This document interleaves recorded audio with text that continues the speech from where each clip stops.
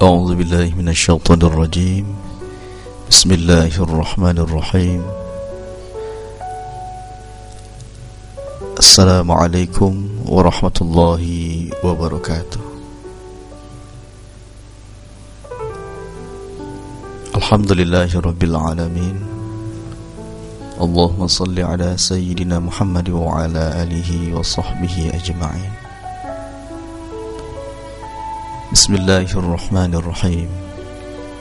والعصر إن الإنسان لفي خسر إلا الذين آمنوا وعملوا الصالحات وتواصوا بالحق وتواصوا بالصبر. Demi masa, sesungguhnya manusia benar-benar dalam keadaan rugi, kecuali mereka yang beriman dan mereka yang melakukan amal yang saleh, dan mereka yang saling nasihat menasihati di dalam kebenaran dan kesabaran.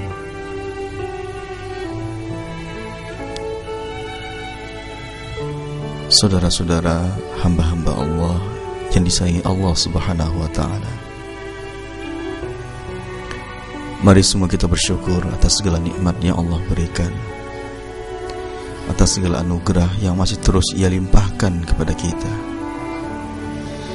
Dialah Allah yang maha baik, Allah yang maha pengampun, yang dengan segala kelemahan dan kealpaan kita, Ia masih mencurahkan nikmat, kesempatan buat kita semua untuk melakukan perbaikan.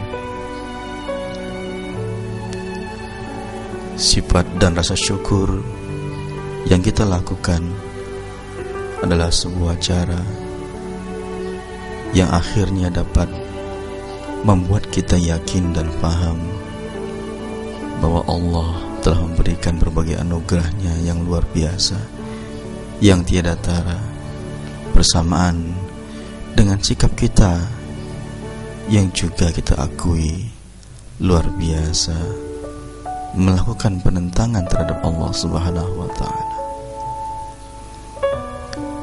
Bersyukur kita karena hari ini Allah masih memberikan kehidupan kepada kita semua. Dengan kehidupan ini, segala amal kebajikan, segala amal yang kita lakukan masih Allah izinkan untuk bisa menghapuskan amal-amal buruk yang telah kita perbuat. Sebaliknya, sekuat apapun keinginan kita untuk beramal dan melakukan berbagai kebaikan, tetapi ketika kita sudah berpindah ke alam barzah, maka segala keinginan dan amal perbuatan itu tidak lagi Allah hitung sebagai sebuah amal, dan tidak Allah beri lagi kesempatan untuk melakukan amal tersebut. Karena beramal hanyalah di dunia, setelah hidup di dunia hanyalah tinggal mempertanggungjawabkan amal. Hamba-hamba Allah yang disayangi Allah Subhanahu wa ta'ala, mari sama-sama kita kembali untuk memahami dan menyadari bahwa salah satu bentuk wujud kasih sayang Allah kepada kita ketika kita diturunkan dan diberikan oleh Allah Al-Quran melalui lisan Rasulullah Muhammad sallallahu alaihi wasallam. Diturunkannya Al-Quran tidak lain adalah sebuah panduan dan tata cara yang harus kita lalui dan kita lakukan jika kita ingin hidup bahagia di dunia dan di akhirat. Jika kita ingin hidup dalam keadaan yang penuh makna, bahkan meninggalkan kehidupan di dunia dalam kehanaan yang banyak memberi makna dan manfaat buat kehidupan manusia. Saudara-saudaraku sekalian, mari sama-sama kita mengenal tentang kehidupan, mengenal tentang realitas kehidupan kita, mengenal tentang kebahagiaan dan segala faktor yang bisa kita lakukan untuk mencapainya. Saudaraku, banyak cara yang dilakukan seseorang untuk mencapai kebahagiaan dalam hidupnya. Segala upaya dilakukan demi terwujudnya kebahagiaan yang didambakan. Namun, pertanyaan sederhana yang menarik untuk kita renungkan adalah,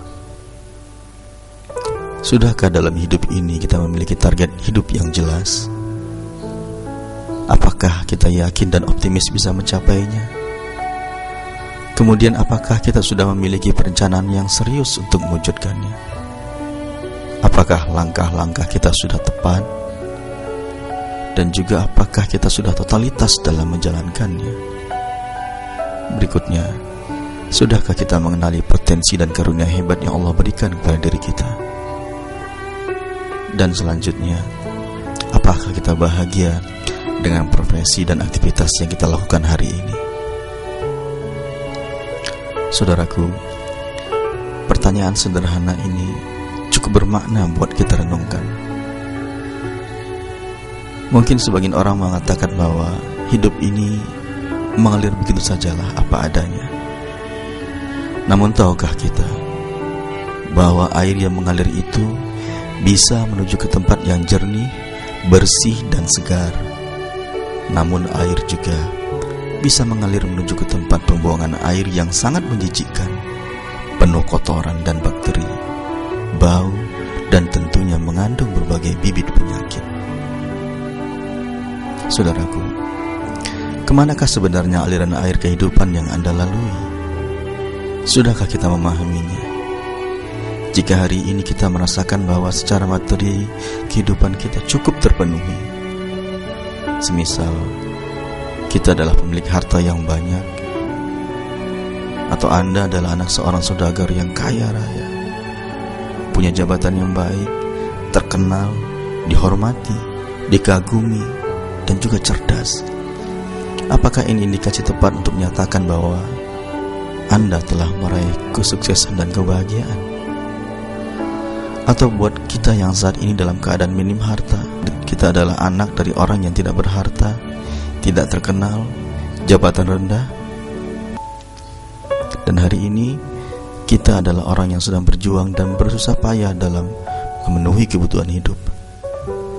Apakah ini menunjukkan bahwa diri kita belum meraih sukses dan bahagia itu? Akhirnya, apakah kebahagiaan dan kesuksesan itu ditandai dengan ada atau tidak adanya harta dan jabatan? Bagaimana dengan mereka yang kaya raya dengan cara yang haram? Apakah kebahagiaan itu telah hadir pada kehidupan mereka? Atau apa yang Anda lihat dengan si miskin yang tekun dalam bekerja, dengan senyumnya yang lepas dan bebas? Apakah kesengsaraan dan kegagalan itu pasti menggelantung dalam hidup mereka saat ini? Fa'tabiru ya ulil albab.